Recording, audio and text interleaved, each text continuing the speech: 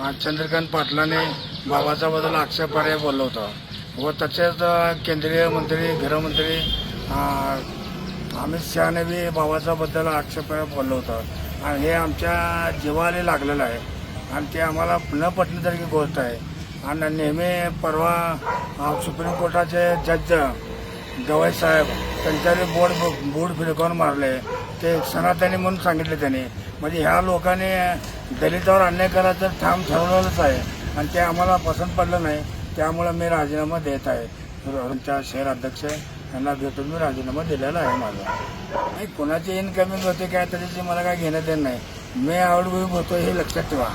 मी पक्ष सोडवला राजीनामा दिला हे लक्षात फक्त एवढंच ठेवा. मला कोणाची इनकमिंग वगैरे मला काय त्याचे घेणं देणं नाही आणि कोण झालंय मला हे माहीत नाही त्याचे आणि त्याची माहितीही मला घ्यायची नाही. जी सत्ता असताना सत्तेला लाथ मारून मी बाहेर